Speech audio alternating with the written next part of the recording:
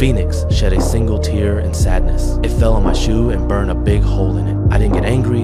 Instead, I felt this strange sense of joy, because capturing a legendary creature would make the king proud. In that moment, the phoenix slowly started losing its glow. Its life seemed to be slipping away. I couldn't stand it, so I unlocked the chains. The phoenix looked at me gratefully, then lit up again and soared high into the sky, thanking me for my kindness. It left behind a fiery feather, one that would help me many times in the future. Later, I returned to the palace. Because I failed to bring the creature back, the king wanted to execute me. I took out the flame red feather to prove myself, but the feather had already lost its shine. Everyone mocked me like I was an idiot. The king thought I was making fun of him, so he ordered the guards to take me to be executed. Right at that desperate moment, the feather suddenly glowed gold. The sky lit up again. The fire phoenix had come to save me. In front of everyone's stunned eyes, it stood tall on the tower. Everyone believed I had tamed this sacred creature. They called me a hero. Even if the king didn't want to, he still had to dress me in royal robes. But deep down, he was filled with hatred. Soon after, the king gave me an impossible task. He ordered me to find the princess of the heavens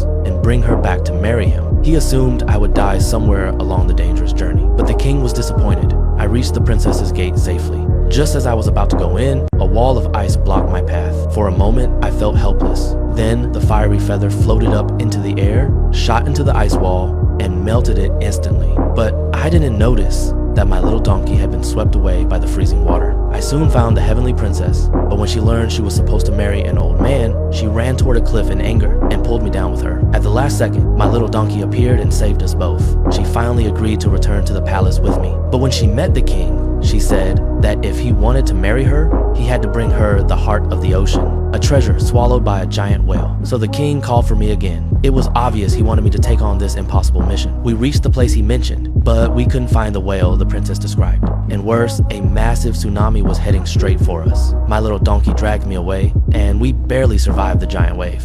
Then we realized the island in front of us was actually the whale we'd been searching for.